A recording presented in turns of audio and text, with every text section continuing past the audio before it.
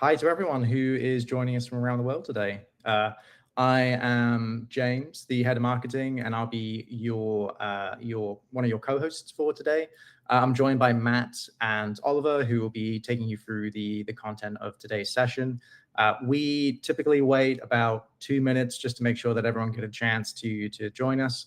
So while we're waiting, please take a look at the chat section at the bottom right of your screen and let us know where you are joining us from today and what you're looking forward to hearing from us about email deliverability. Matt, Oliver, how are you doing? Fantastic. It's almost spring.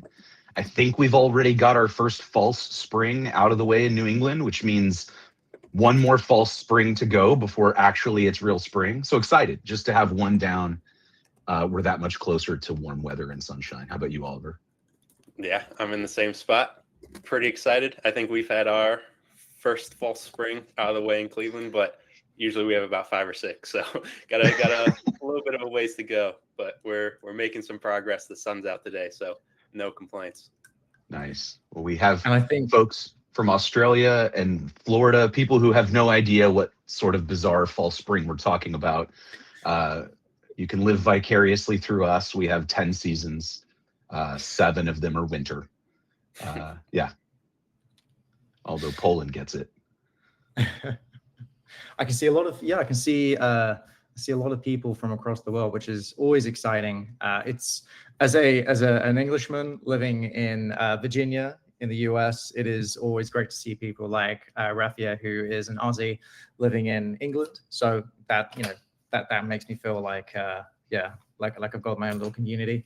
It's exciting to hear so many people come from so many different places. And today is really going to be about an opportunity for all of us to come together and hear from 2 people that know about the importance of email deliverability, but more importantly, know that it's not something that you should be worried about getting into and trying to get your head around it. We're going to make this really approachable over the next 45, 50 minutes. And without further ado, I'd love to just kick off. And Matt and Oliver, if you could introduce yourself and take it away. Well, hopefully we've got a few returners. Hello again. I'm Matt, CEO of Hunter. Happy to be here, and thanks for everybody who's joined today. Our goal is to make sure this is super valuable, so please don't hesitate to throw things into chat or use the question box. We always leverage that feedback. Oliver, you want to intro? Yeah, of course. So pretty much what Matt said. We do want to make this as valuable as possible for you, but quick intro about myself. My name's Oliver. I'm the founder of Ascension, and at a very high level, what I love to do is run and talk about cold email. So if you have any questions throughout, definitely drop them in the Q&A, and Matt and I will be happy to answer them. But I think in terms of the deck James has put together, we've got a lot of really good information to be passing out today. Very exciting. All right. Well, here we are. I guess we actually had a slide. We forgot to decide who was going to click on the earlier slides. Thanks, James. So what are we going to talk about? I'll go ahead and cover this. We've got really 5 key topics, but the major topic is around email deliverability. What is it? Why is it important? How is it structured? What about the domain and the sending infrastructure side of that? Is that complicated? How does email content affect this? And are there ways that I can keep an eye on that? And so we're going to cover these in hopefully the exact right amount of detail. And we've got the Q&A at the end in case we miss anything or you guys want us to go deeper. James is going to keep an eye on the chat and the questions. And so he'll be here to interrupt as we go as needed. As always, we've sponsored our own webinar. And so today's session is brought to you by our State of Email Outreach 2026 report. So we look at all of the data that we can. We try to understand patterns. We try to figure out what things are going to ultimately improve your results. And those are the kinds of things that we share with you in our State of Email Outreach. We do this annually, although looking at increasing the frequency. So if you haven't yet, please check it out. And I'm sure James will share a URL directly to make sure that you guys can find things easily. And with that, we'll get started with the key question of the day. What is deliverability? We know this is talked about a lot. If you've spent 2 to 3 minutes on LinkedIn, you've probably seen somebody talking about the technical sides of deliverability and its importance, whether or not that's in outreach or not. And so we're going to talk about this more in detail today, because deliverability affects more than just whether or not your email shows up in the inbox. It's about your domain reputation. It's about your reply rates. Really, your entire lead gen pipeline is improved or stymied by whether or not you've spent enough time on the deliverability piece of this. And so what we're going to talk about is, like, what does it mean first? So let's talk about that. I am not here to try to sell you anything or tell you that this is scary so that you trust us more or rely on us more. I'm actually going to demystify as much of this today as is Oliver, so that we can hopefully take away any of the concerns and in the process, make you guys more compliant. Email deliverability, as written, is the ability for your message to successfully reach your recipient's inbox. That's it. We don't want you landing in junk. We don't want you to get blocked entirely.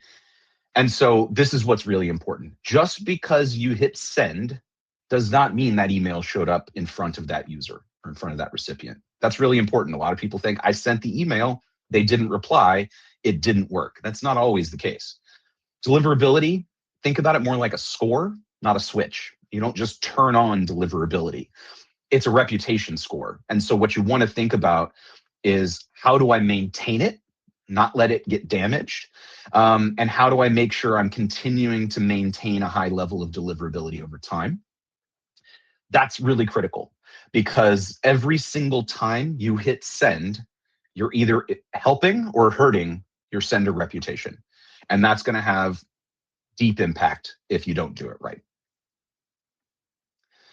So what we've outlined here are three the three simplest buckets to think about deliverability. There's the technical piece. So this is the stuff that you hopefully don't have to deal with very often: SPF, DKIM, MX records, just general sending infrastructure. This is all technical setup. This is the kind of stuff that you do once in a while. I've said before, you shouldn't be dealing with it unless you're specifically in this industry and you work for an agency and your job is deliverability. This is not something you should work with and deal with every week. This is something that you're doing on occasion. And again, it's something you want to keep an eye on just often enough to make sure that it's doing its job for you. The second part of this is sender reputation. This is kind of like your domain rank with Google. The idea here is that you have an IP and a domain reputation, and that reputation is built based on all the sends that you've done and how people have responded to those sends. This means bounce rates, spam rates, engagement rates. These are all things that are going to influence your sender reputation. It's not a perfect analog, but I like to think about domain rank as an analog, because if you've ever spent any time trying to think about SEO, there's a lot of parallels around sender reputation and domain reputation when it comes to your domain rank. And then third, email content. You can't forget this. This is part of deliverability. This is one of the key things that spam filters look for. And so they look for trigger words. They look for, this is well said, text to image ratio, personalization. They're trying to make sure that the content that you're receiving looks like you should pay attention to it. And so these are really the three key things: technical, reputation, and content. And if you go left to right on the slide, it's essentially more deterministic to less deterministic. Technical setup is black and white. You either did it right or you didn't. Sender reputation, that's a bit of a gray area, right? That's about every single time you hit send, how does that reinforce or improve your reputation? And the content, this is going to be variable, right? Because everybody is going to send a different sequence, a different email content. And so you want to make sure that whatever you're doing, you're at least capturing the core tenets of this particular piece and avoiding those. You don't want your whole email copy to be determined by deliverability, but you want to think about deliverability when you're writing your email copy. I think that's the right way to think about the sort of importance of it. Oliver, I'm curious, your thoughts. Would you jump on that? Or do you think you would say that differently, or do you feel like that's exactly the right level of focus on this? Yeah, I think it's the exact right level of focus. I think if you do it right, it's not something you really need to be concerned with as you progress. It's something you check in once a month, once a quarter, assuming everything's looking the way it should. This is something, once you do it once correctly, it lasts for a very long time, more often than not, several months, up to a year, 2 years, 3 years. It's just something that you regularly check, but it shouldn't be a stress. It shouldn't be a high level of concern. We kind of just want to lay the foundation, and then you can scale up from there. Thank you. Well said. So, as Oliver mentioned, like, what are the things that you can do to track this, to figure out your health, to make sure you're on the right track? So the first thing, open rate. You should have a 30% plus open rate, even for outreach. If you're below 20%, like, not only is that just poor performance, but it more likely is a deliverability and or a content issue. Those are not mutually exclusive. Those can both hurt you, but you definitely want to make sure that both of those are checked out. Number two is the bounce rate. Look, if you start to get above 2%, that's going to start creating a warning sign for email service providers. And so you want your hard bounces to be as far below that score as possible. This is a hard signal. So a lot like the technical setup infrastructure stuff, bounce rate is a hard signal. It's a measurable signal. And so you can be certain that spam filters, that ESPs are looking at this, because if your bounce rate is too high, they definitely are. It's a definite suggestion that you're doing something wrong, because you're sending too many emails to people who aren't responding, who aren't there. And if you're doing that, that's a really clear signal of spam, and that's the piece that you want to avoid. The other is the spam complaint rate. Hard bounce is a sort of non-response, right? But spam complaint is a legitimate response. That's somebody submitting you as spam. You want to keep this even lower than 1%. Like, this needs to be a fraction of a percent. 0.1 is really the threshold. As soon as you start to get above 0.3% for spam complaints, you're going to start to see some throttling. You're going to start to see some inbox issues. Blacklisting could occur. And I'll be honest, like, number 2 and number 3 are a really good example of why, if you're new to this, you should not use your primary domain. It's easy to make a mistake when you're doing this in the early days. And the problem is, if you hurt it, it's going to be hurt for a long time. You're going to have to do a lot of work to try to recover the reputation of that domain. And so you want to try, like, this is why we kind of harp in our documentation in various places about making sure you're trying to use secondary domains. It becomes a really important fail-safe measurement, or really, it becomes an important fail-safe implementation step that you can take to kind of give yourself some extra protection. Now, the other metric is inbox placement. This should be above 95%. Like, you want to make sure that the vast majority, are reaching the actual inbox. If it's below 95%, it means you have an issue. There's probably a lead data problem. You might have some infrastructure deliverability issues, but it's something you want to investigate straight away. So these metrics are critical. But again, like anything, metrics are after the fact, right? So the first part is making sure you're following the rules in the beginning, and then use the metrics to make sure you're maintaining that. Don't use the metrics to tell you whether or not it's time to be safer or to take some additional measures for your own sort of reputation and safety. You want to do that from the beginning, and your metrics are there to make sure that nothing bad happens or goes sideways, or you catch it early. This is actually a quote from one of our users. When you're sending outreach emails, you really want to prevent and minimize the number of bounces. Like, this is just a key thing. It's one of those things where you're just saying to yourself, I want to do everything I can to avoid this, because if I start getting too high above the threshold, it's going to be problematic. I can't underscore enough how important it is. But also, you don't have to think about it all the time. You need to think about it up front, and then keep adhering to the rules on an ongoing basis to diminish the importance of this. Look, most of us, when we hit an issue, are operating in the blind for a while. We don't know why the emails aren't working. And so that's partly because of this next section, which is deliverability as a black box. What are the kinds of things that what indicates that this is a black box? So when you hear people say, I'm sending emails, I'm getting almost no replies. My open rates were at a certain number and now they're way below. I was, consistently at 30% open rate and now I'm suddenly at like 19, 20. When you hear, I built a list of 500 people, I've sent it, nobody responded, I got 0 responses. Or I sent thousands of emails and here is my really high bounce number. Or outreach just doesn't work for us. Like, these are things that you're going to hear, things that you may have said, things you may feel. And this is what's really potentially going on that's impacting that. It's possible you're sending domains not authenticated properly. You've got some key setting missing. Maybe you're just sending too many emails from a brand new account. That can also get you in trouble. You're sending too many emails from a single account.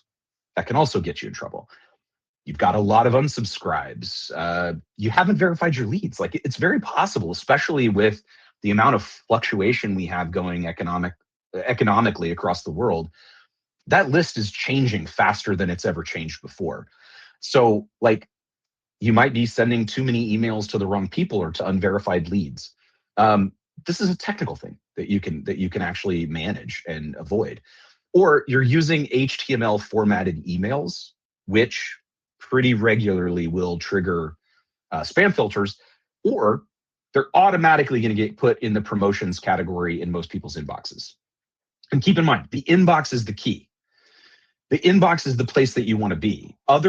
This is supposed to be, me and Oliver reaching out to each other blindly and trying to start a business conversation. An HTML email largely gets in the way of that and doesn't really match up with that idea. And so that's one of the fastest ways to get flagged. Got a lot of data to point out that that's actually true. And sometimes it's just because you're using spammy language.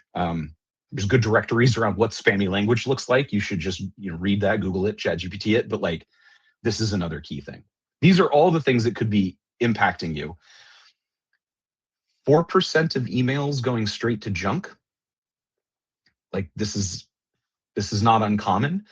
Our goal, obviously, at Hunter is to not only give you the information, but also to continue to build features into the tool set to help you avoid getting in trouble in this area. So let's talk a little bit about what we're going to do to show you deliverability. And I think with that, sorry, it's just the clicking is not working. Oliver, there we go. Take it away. Let's talk about domain and sending infrastructure. Yeah, perfect. I appreciate the setup, but before we jump into the specifics of kind of how we make this all work and we protect ourselves, I do want to wrap up a few points that Matt was talking about. There's always going to be things to consider when you're sending outbound email. For example, Matt put out a point. All of us have said at one point in time, I've said it, outbound email just doesn't work for my business. I've said that multiple times, and I send thousands of emails a day across multiple dozens of accounts. There's always that kind of just in the back of your mind, what's going wrong. But once you figure out how to troubleshoot and protect yourself and kind of stop that happening, then it's not a concern anymore. You figure out email does work. Then once you figure out what's working, you can scale it up. So once you give yourself that strong foundation, yes, there might be cracks here and there, but that's going to be the same thing with anything in any business. But once you figure out how to fix it, how to troubleshoot, then you can figure out how to make it work. And that's kind of what we're going to jump into these next sections. So domain and sending infrastructure, this is going to be our foundation, essentially. So Matt kind of touched on it. When you have what is a domain and what is sending infrastructure to begin with? So emails coming from sender, aka your website, so hunter.io, and your domain is hunter.io. You do not want to be sending from your main domain. And what that looks like, we've got a visual here on the slide. We've got hunter.io at the top of the pyramid, and then the subdomains are gohunter.io and gothunter.io. And the reason you do that is because, one, it allows you to create multiple email accounts under each subdomain, but it allows you to scale it up without risking your main domain. So I know when we talk about technical things like this, it can be a bit overwhelming. So I'll try to tie it to real life examples so it's a little bit easier to grasp. If you're running a sports team, hunter.io is going to be your star player. You don't want them to play every rep, every position, every minute of every game. You want to surround them with role players. So as you continue to progress into the season, the main player doesn't get hurt, because if the main player gets hurt, the season's pretty much over. So you want to give them role players to kind of limit their use and add in a little bit added help to the rest of the team. So that's what the subdomains come in and do. So we're allowed to scale up the subdomains. We can buy multiple subdomains. You can buy 3 subdomains. You can buy 10. You can buy 100. So it kind of depends how much outreach you're trying to do. And then that way, as we continue to scale outreach, just in case we do have a crack in our fort, we haven't completely set up the infrastructure in the right way, or just over time it catches up to itself, we have a protection from our main domain. So Hunter.io is never at risk. We're risking a subdomain that costs maybe a couple $100 to get set up. So that's the best way to protect yourself, is make sure you have subdomains and email accounts under those subdomains that you're using for your outbound. And then what another kind of best practice tip is, for example, Hunter.io is the main domain, and you can see the subdomains are gohunter.io or gothunter.io. We're not just making up some random name to start sending emails with. It's not emailprospecting.io. It's not outboundmessaging.io. No, they're close enough to the main domain, because a lot of systems now, you're able to set up a forwarding domain. So if they type in gohunter.io, you'll actually still end up on the hunter.io website without it being directly linked from a sending domain perspective. So best practice, make your subdomain as close or as relevant to your main domain as possible. And then that's also going to allow you to scale it up without risking the main domain. So before you move on from that, I just want to I just want to double click on that. If anybody is glossing over this, like, I really want to call your attention to this slide. This is critically important. Your prospects, your recipients, are going to look at the email domain and are very, very likely going to Google or ask ChatGPT about that domain. This is a brand impression. You know, you wouldn't put an ad out there and put some random name on it. You'd want to make sure that the people who saw it associate that with your brand. This is no different. You want to make sure that if somebody looks at it, they see the name, and you get not only the brand impression, but you get a little more trust from that. The random domain thing is hurting more than it's helping. 100%. Yeah, treat that like an extension of your business. Don't treat it loosely. And that kind of comes to the next slide of free mail versus a business subdomain. So what is free mail? That could be matt@gmail.com, matt@yahoo.com, matt@outlook.com, versus a subdomain, it's matt@hunter.io. It really adds that level of credibility, that level of trust that you don't get from a free mail. So it is worth investing a little bit extra to create a business subdomain. And when you use a business subdomain, you'll increase email reply rates by 108%, backed by Hunter's data. So when you do that, like I said, it's just an extension of your business. It's trust, it's credibility, it's social proof. It's kind of all of the above. It really just enhances the recipient's perspective of you, makes them much more likely to respond to your email. Okay, so now we get into the fun stuff, the technical setup of how to set up your subdomains.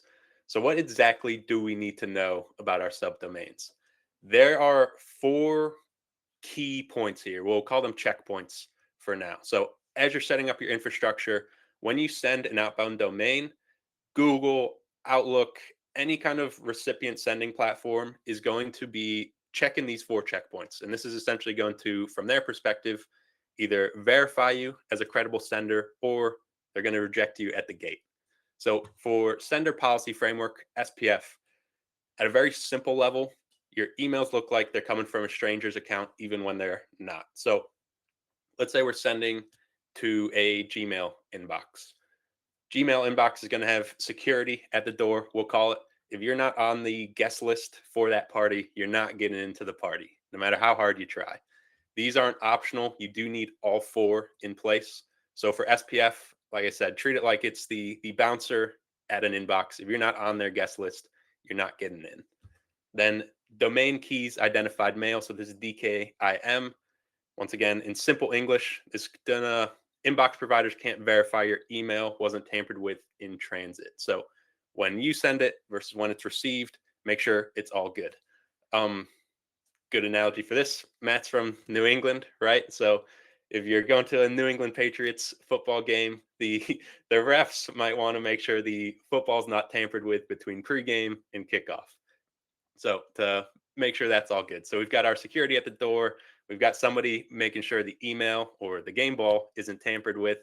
That brings us to DMARC. So that's domain-based message authentication. So DMARC in general, it's without this, anyone can impersonate your domain, and inbox providers need to know what to do.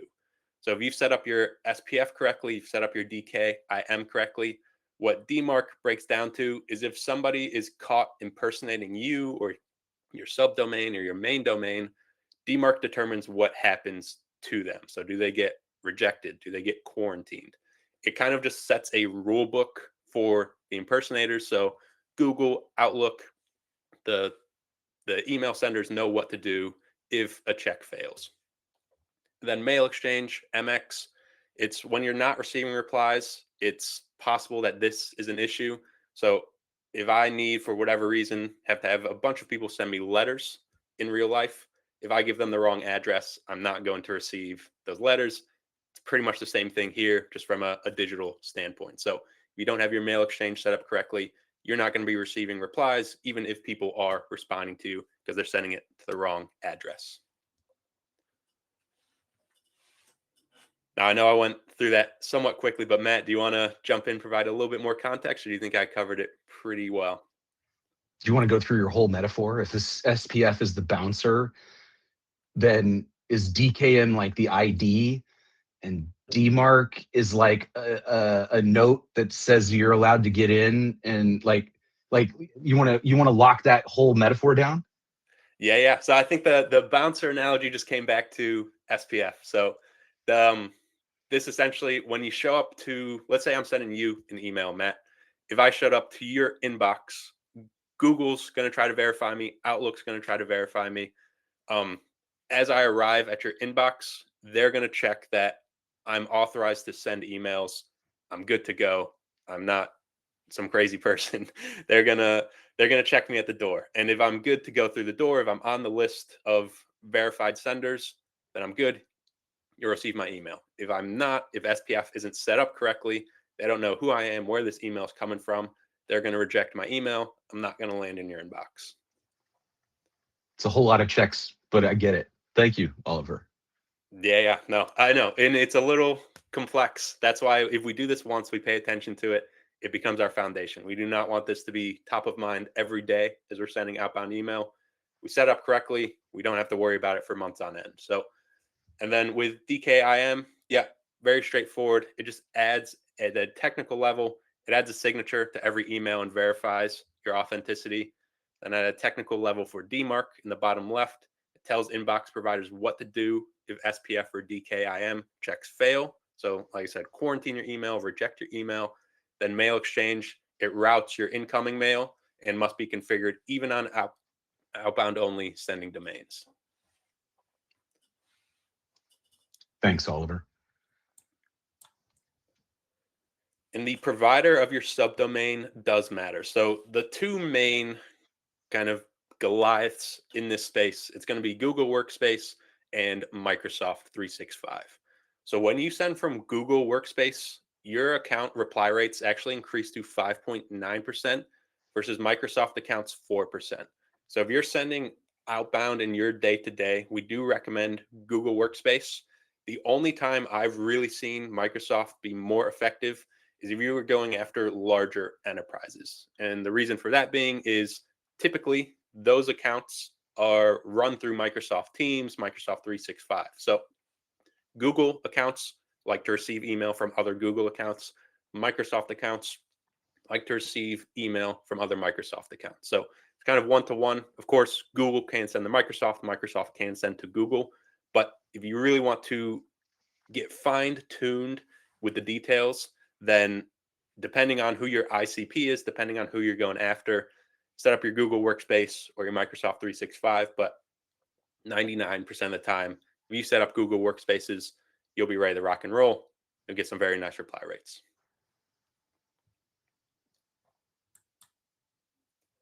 So what we need to know about setting up our subdomains, of course, we've gone through the technical stuff. This is still technical, but not as in-depth. So when you build your domains, you kind of want to associate them with themes. So if you're running outreach for multiple purposes, split your domains across those themes. So if you have subdomains for link building, subdomains for sales outreach, subdomains for recruitment, maybe instead of we've got hunter.io at the top of the pyramid, then we've got go hunter.io. You can do hunterresearch.io, hunterrecruiting.io, hunteroutreach.io, whatever it may be. Kind of give it themes so you know what domains can be used for what. Whereas if you throw them all into the same bucket, you've got emails going all over the place. Just make segmenting your lists, segmenting your campaigns a little bit easier for you. And if you do that correctly, deliverability is going to be better in the long run. And then you want to create 2 to 3 email accounts per subdomain. You can take this up to 5, but the sweet spot is 2 to 3 email accounts per subdomain. So if you set up 2 to 3 subdomains, for example, and then you create 2 to 3 email accounts, let's say 3, now you've got 6 email inboxes that you can start to run outbound with. And then we'll get into how many sends you should be sending per day later on, but it gives you a really kind of healthy outbound system, be able to get lots of prospecting done, and in turn, lots of responses, lots of meetings booked, and lots of revenue added. And then we want to mirror natural sending behavior. And yes, we are running outbound. It's going to be automated. There might be AI personalization involved, but inboxes and spam filters are looking at many factors when it comes to this. And one of the biggest signals is the amount of emails being sent by one address. So I doubt many of us are sitting at our desk each day sending 100 outbound emails naturally. So we don't want our automated accounts to be doing that either, because it just raises flags, it raises eyebrows. So we start low, maybe at 15 emails per day, because that can easily be done naturally. So you start at 15 per day, just how many you want to mirror, how many individual emails one person can send in general. And then you can slowly start to scale that up as you build up your reputation. And then rotate your accounts is the 4th bullet point. So email service providers like Google, Yahoo, or Microsoft, or enterprise level organizations, they will change their filters and logic frequently. So if we keep one subdomain for a set of email accounts in the warm-up phase, we can be ready to use that if a subdomain goes down. And so what exactly is the main benefit for that? If the batteries die on your TV remote, right, it's very inconvenient to have to drive to the store, buy batteries in that exact moment to drive home so you can change your channel. But if you've got a set of batteries laying around, ready to go, it's not as much of an inconvenience. So just having a few email accounts that aren't sending daily emails on the back end, so you can roll those out. If something ever does happen, it's always good to keep those rotating. So think about the other accounts as like your backup generator in case of bad weather. Yeah, bingo. Just translating to New England terminology for you. Yeah. Yeah. If we get a snowstorm in the middle of one of our fall springs, it's always good to have something to keep the lights on, keep the heat on. Sounds good. So yeah, coming over from the point of how many emails should you be sending per day, we found the sweet spot is between sending 20 to 49 emails a day per email account once it's warmed up. If you're in between that range, you're typically looking at a 5.7% reply rate. But the second you get above 50 emails per day, that's going to raise some flags for our sending domains. So we want to keep it below that, because if you go above 50, typically we see a 33% decrease in replies. So 20 to 49 is a sweet spot. You want to split that right down the middle, somewhere around 30 seems to be really good for us. The lower you go, the better. But obviously, the point of outbound email is to be sending some stuff at scale. So 20 to 30 is kind of that very nice range. You're not going to damage your reputation. The closer you get to 50, of course, the more at risk you are. But if you keep it below that, you can kind of bump it up. Some weeks you send 40 emails per day, some weeks 30. But if you just set it at 30, 35, anything below that, you'll be good to go. You don't have to worry about it. And let me just reiterate, this is based on tens of millions of analyzed emails. This isn't just anecdotal off of one campaign or off of our own internal practices. These are so it's entirely possible that, on a single individual account level, these numbers may be slightly different. But when you look at it across all campaigns, tens of millions of times, these metrics become clear. There's a clear break point at about 50 emails. And I noticed, I think Jason, yeah, you said why 50? I think the point that Oliver, you made earlier probably addresses that. And that is that it's meant to highlight the number of emails that a normal person sends, not maximizing the absolute limit of what Google allows, which if you did that on a regular basis would look really fishy all of a sudden. So I think that's really the key. Do you think there's more to it than that? That just like, that's why there's that 50 breakpoint? No, I think it makes the most sense. If we send 100 emails per day, but we get 100 responses, Google will probably let us slide, right? It's going to be very kind of contextual about the account itself. But we found, just based on average response rates, average positive response rates, average kind of spam reports, once you get above 50, you're kind of just putting yourself at risk for Google flagging you. It's not necessarily something you did right or wrong. It's more so things that are out of our control when Google comes into play of what their filters are looking at.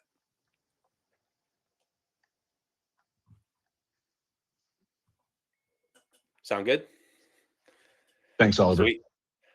So we'll keep it rolling, but if we want to put our domains deliverability to the test, Hunter has developed a tool and it tests everything we've just gone through. So I tried to give you some real world examples so it's easier to grasp, but of course at a technical level, having all of these acronyms can be a little overwhelming, a little confusing.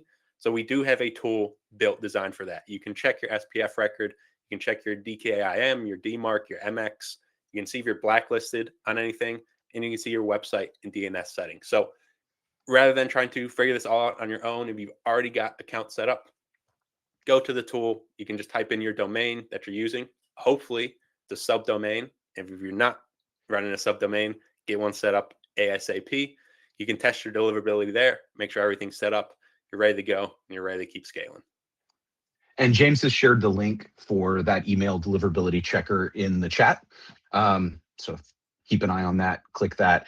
Also, the features that are part of that are getting more and more integrated into the email sequencing product in Hunter. So if you're already an existing user, know that that's there, but we also have this link on the website that you can use now. Oh, in fact, we have an interstitial interruption around the email deliverability link. All right, nice. All right, my favorite topic on the deliverability spectrum is email content and email engagement. So what are the kinds of triggers that spam filters catch? What is the thing that gets their attention? So content signals. Things like free, urgent, act now, kind of normal, obvious, sort of spammy language. All caps, excessive punctuation, like anything that looks like it's trying too hard, honestly, is probably a good indicator. Having links in the first email. I think one of the challenges that you see a lot of times is people are worried they were only going to get one crack at this. So what they do is they put everything they can think of in that first email, including links to everything they think could be valuable. That's gonna trip up a spam filter faster than anything. Too many images. If the body content doesn't really match the subject line. This one's actually pretty tricky, but we see that this happens more and more where over time, the idea of these really disruptive subject lines that are guaranteed to get attention, but really don't have a lot to do with the body, those are going to get you flagged as well. And then sending exactly the same email body to way too many people. That is absolutely something that's in those spam filters. That's something that they set up at the ESP level, and they do look to see if the body of every email coming out is the same. That's considered mass emailing. That's a whole different category. That's not what you're supposed to do with your Gmail. And so that'll definitely flag it. Those are all on the content side, though. On the behavioral side, there's a few other things. And this gets back to some of the things that we identified earlier, like sending it to too many unverified emails, getting a hard bounce rate above 2%, too many of your recipients marking it as spam. One of the things that you've probably heard in other webinars or in some of our content that we've put out there is a point that James and I have been making a lot more recently, which is you want to try to add value in your outreach, because at least if you're trying to add value, you're less likely to get marked as spam. This is just psychological behavioral things. If somebody goes to the trouble to send me something, isn't doing all the stuff on the left and instead is trying to add value, even if it's not relevant to me right now, A, I'm more likely to remember it. And B, when it does come around, I'm more likely to go back and try to use it because now it's in my head. I'm also far less likely to mark it as spam. And so if for no other reason than that, it's worth really, really thinking about the content from that perspective. You do want to try to have an unsubscribe mechanism of some kind. We've seen this kind of go up and down over the last couple of years of like having an unsubscribe helps or having an unsubscribe doesn't. It's still best practices to try to have one. And sudden volume spikes. So if suddenly the behavior about that email goes from a trickle to suddenly it's pumping out 50 to 100 emails a day, that's the kind of thing that will spam you or get you marked as potential for spam as well. So these are things that may trigger or likely to trigger spam filters that you can avoid. The way to do that is as follows. Write a better email. Don't worry about the creativity. Yes, it's a chance for you to be creative, but you don't have to worry about being the most clever person on the block. What you want to do, keep it short, make it very readable. Don't bury the lead, don't bury the value. You want to personalize it. This should ultimately be intended for the recipient. Like that's the point, right? The point of what we're doing isn't to trick out scale. The point of what we're doing is to improve success. And so it's really important that you think about making sure the person that receives it knows that this is meant for them and has some value for them. You want to make it plain text, right? If I'm sending an email to Oliver, I'm very unlikely to put a bunch of links and a bunch of HTML in it. I'm more likely to say, hey, let's talk about this. Ask for permission. If a link in the first email is something that can get you flagged, then make your first email the one that asks for permission to send the link. Once they've responded and said yes, then it doesn't, send them, an unlimited number of links if you want. I don't think that's a good idea, but like you could. So ask for permission really opens the door for you. Make the CTA clear. Like, here's the other thing. Keep in mind that this is an email, a single email that's going to show up in their inbox full of lots of emails. If they really quickly don't think that this is relevant, don't think that this is valuable, they're likely to move on. And so what you want to make sure is that you're not drowning people in too many things to think about. Have one CTA. Make it super clear. Make it very easy to do. Don't ask them to do something that's really complicated or takes a lot of effort, right? Think about their level of motivation. Their level of motivation on an email is pretty low. So if you ask for something that's really hard, those are imbalanced. You want the thing that you're asking to be roughly equal to the amount of investment that they've put into this so far.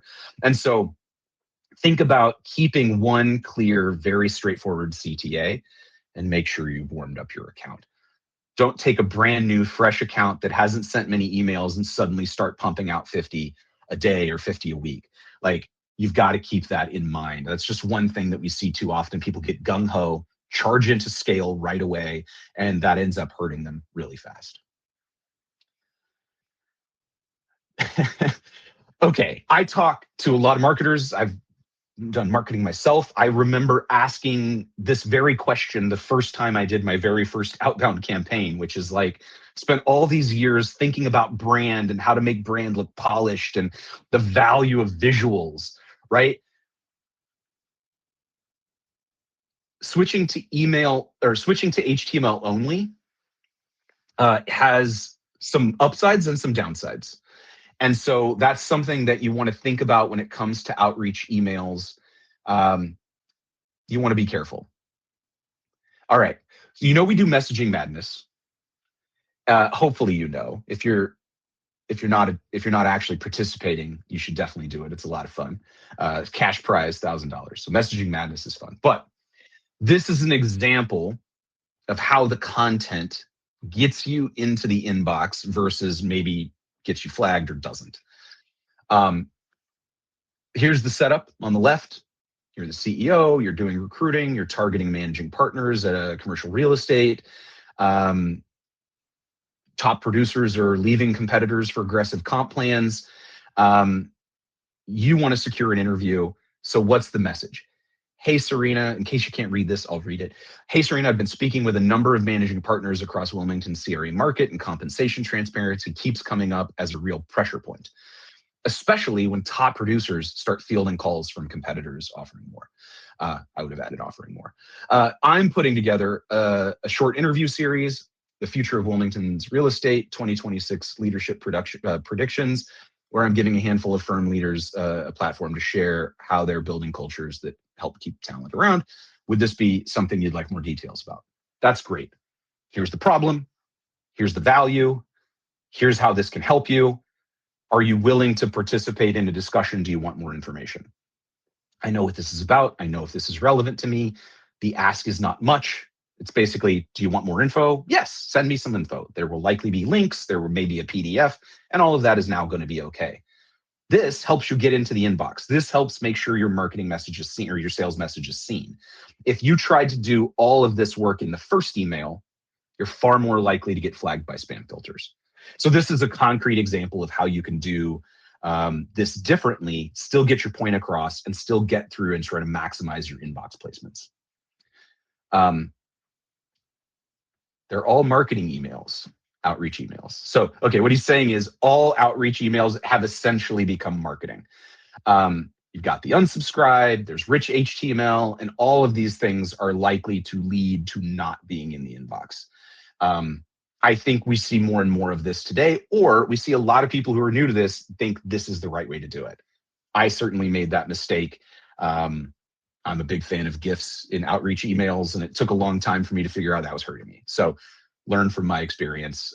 Oliver also knows that's a bad idea and laughed at me when I mentioned it. All right, almost done with my section. We talked about content, what to do, what not to do. Here's a concrete example. Let's talk about behavior. Again, focusing on quality over quantity. The scale will come. You can reach scale over time. You don't have to get all of the bang for your buck in the first week. If everybody replied, you couldn't respond to all of them in the real time anyway. So email service providers track how people are interacting with your emails the same way Google tracks how long people stay on your website when they click through a Google link. Same general idea.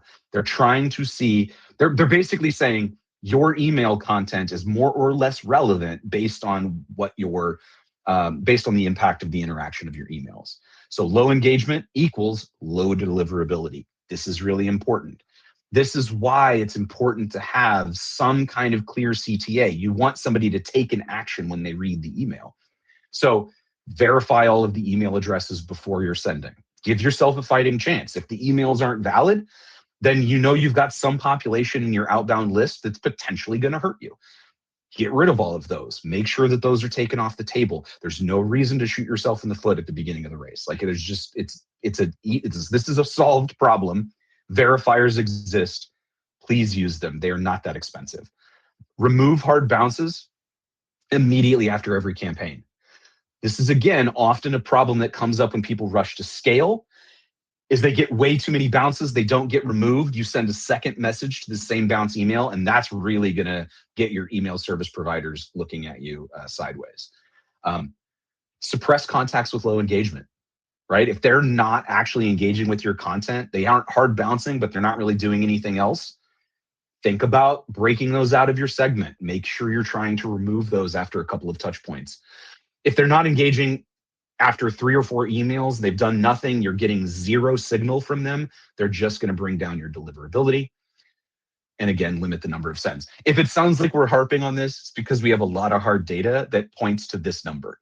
And we've looked at a lot of different variables, and somehow this seems to keep being one of the critical items. And so this is the reason why we do the research. We're not just trying to tell you cool, ways to fill your pipeline with $1 million in leads or whatever. Like, this is concrete data and research that we're trying to make sure we get in your hands. So what's Jeremy think? Just make sure you're sending it to valid emails, and that will give you peace of mind right there. It's a little reductionist, but yes, I generally agree. That's probably one of the best ways to make sure that you go to bed comfortably each night, not worrying about your outreach. All right. I know we're getting low on time. Oliver, I'll hand this over to you. And then I want to also point out that the monitoring and troubleshooting, there's been a number of those questions in the chat. So if you've been asking, hey, what should I do? This is going to be a great section to pay attention to. Take it away, Oliver. Yeah, perfect. No, and I think the beauty of everything that Matt shared is it's all within our control. So we want to make Totally. sure we're landing in inboxes. We follow this kind of as a sheet. And before we get into the Q&A, that's kind of what these next sections are about, is to give you guys a list of action items to walk away with. And I know this deck will be shared with you guys after the presentation, but so don't feel the need to screenshot anything now, but you'll have it if you want to, definitely can. So putting it all together. Point one is we want to create subdomains. So remember, hunter.io is your main domain, gohunter.io is your subdomain. Create a few of those. That's going to be best practice to make sure your brand is safe from deliverability issues. Then under those subdomains, create email accounts. So usually 2 to 3 is going to be your sweet spot. You can take it up to 5 if you want to send at lower volumes and spread it out, but we recommend 2 to 3 per subdomain. And then make it a combination of your name. So remember, matt@hunter.io is the main domain. Make it matt@gohunter.io, matt.tharp@gohunter.io.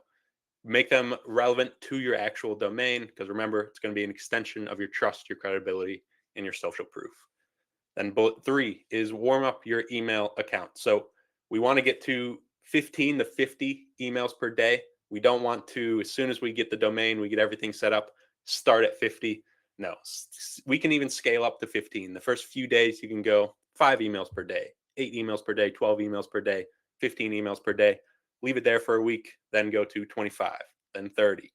Then you can take it up to 50 if you'd like. So scale it up over time. Don't just buy them, turn them on, start scaling to 50. Because like we said, and tying into bullet point number 4, we want to act naturally. So we keep it under 50 cents per day from one email account.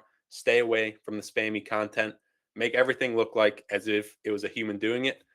Automating it's going to be our bread and butter, of course, but the more we act natural, the less likely we are to trigger any spam filters. Then if we have any issues, we do have the deliverability. So if we're getting low replies, low open rates, high unsubscribe rates, check your domain and your email account health individually.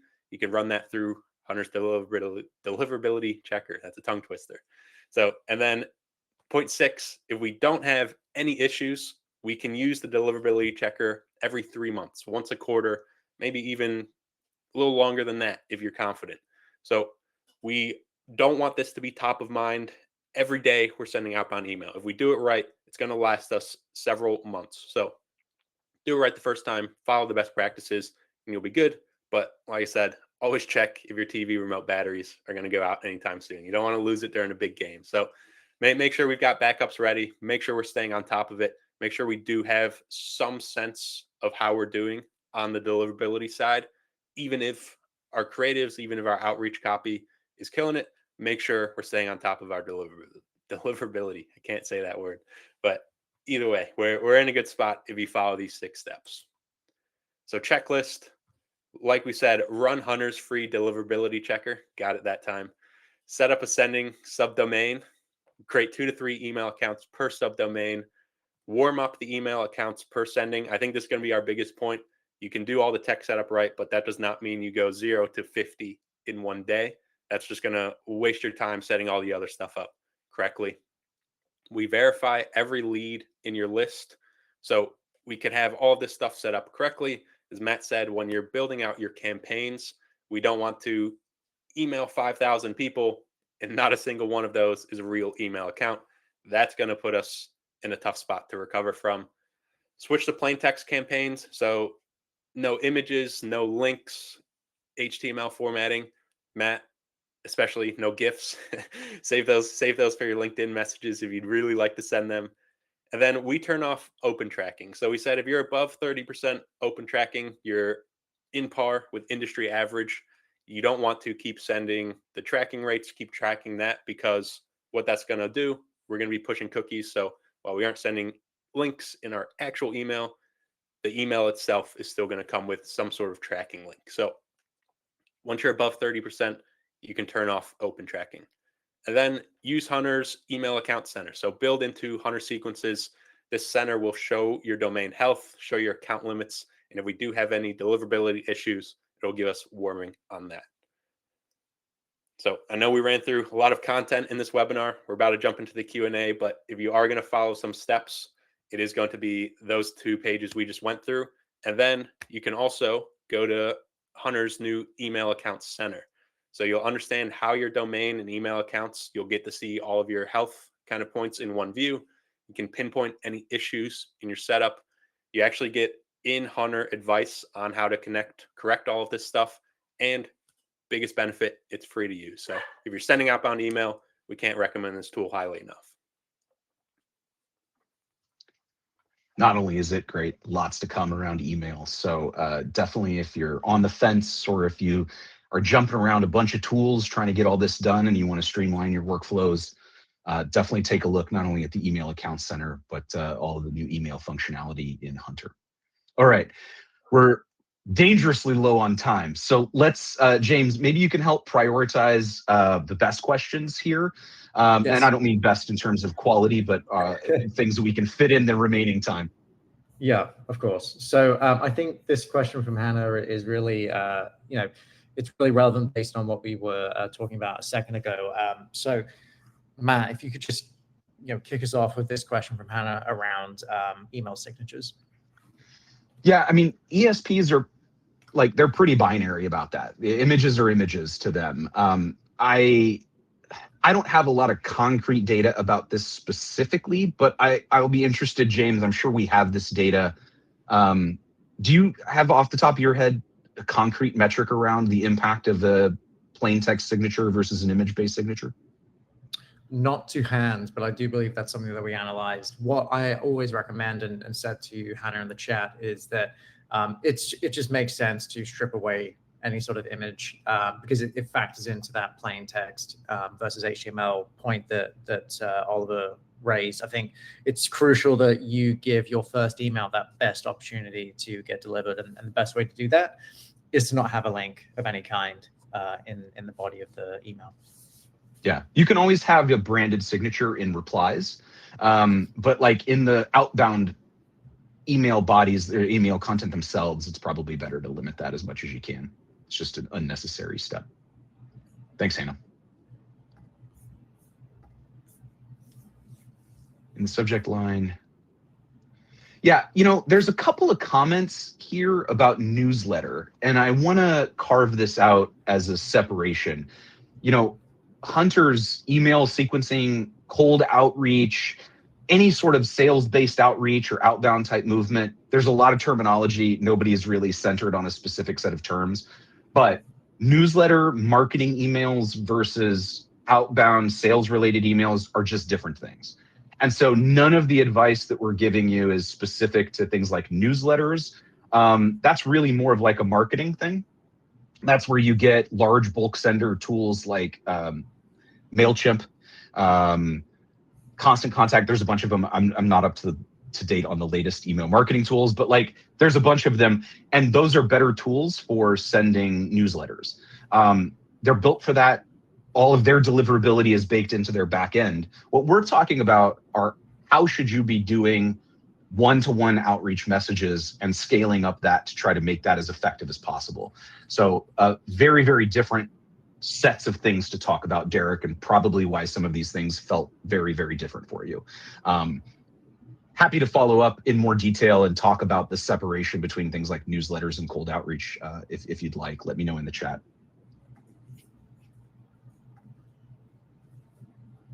Speaking of volume, yeah, so I think we actually also have some specific data on this. I don't have it directly in front of me, but yes, sending multiple cold outreach to different people at the same firm in a short period of time can get you flagged.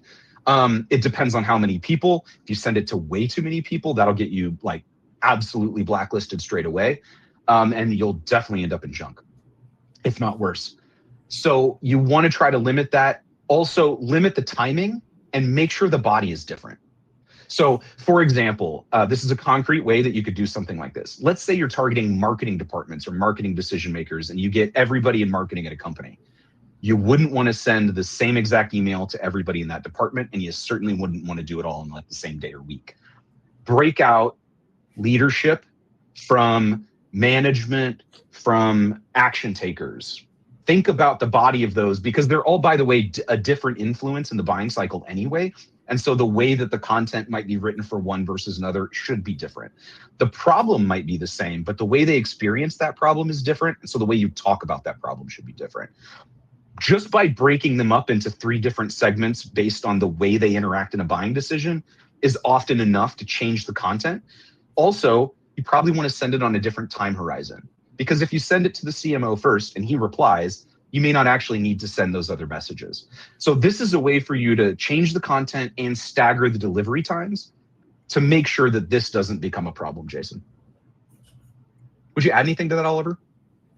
No, I think that you hit it on the head, but think about it in terms of best practices anyways, just in real life, right? So if we send a perfect cold email at the perfect time to the CMO about a marketing campaign we can run for them, if he's looking for it, he's probably going to bring it up to his team, and then somebody on his team, if they've received the exact same email, might be just like, oh, I just got that email too. The CMO is going to be a little bit turned off. They would just like, oh, they just cold blasted us next campaign. So I think that's from a deliverability standpoint, we're good, but also just think about it kind of best practice of how you would want to build the relationship to begin with. James, we've got a bunch of questions we're not going to get to. Yes. How do you want us to, how do you want to let everybody know we're going to follow up on that? Yeah, so what we'll do, everyone who's still here and watching on demand, there'll be an email that will come out in the next couple of days where we will answer these questions in a blog format. For now, I just wanted to thank everyone for joining and just give one last question snuck in there at the end. This one is from Sam Suzman, who is asking about similar domains versus subdomains. Oliver, could you say something to this just before we wrap up?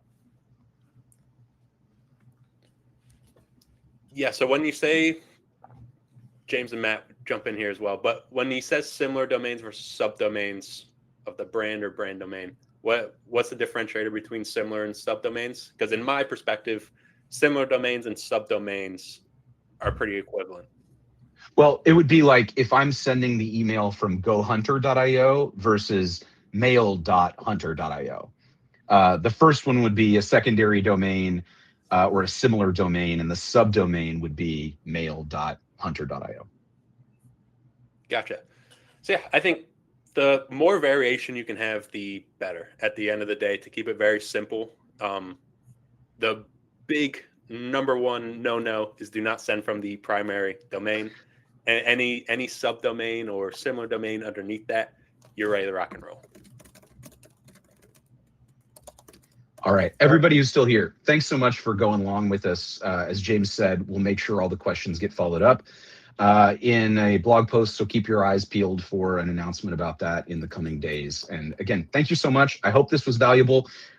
As always, I encourage this. Please don't hesitate. I'd love feedback. We're always trying to make each one of these better than the last. So anything that you think, put it in chat, email it to me directly, whatever you want to do. We're here to try to make sure we're giving you information that's helpful. We're not here to hear ourselves talk. So please, the feedback is appreciated. And happy Thursday. Thank you, everyone. Appreciate everybody for joining in. And I know we're going to answer this in blogs, but if you want to send Matt a message on LinkedIn, me a message on LinkedIn, we're more than happy to answer there as well. So happy Nike Air Day. March 26th every year. Good stuff. Thanks.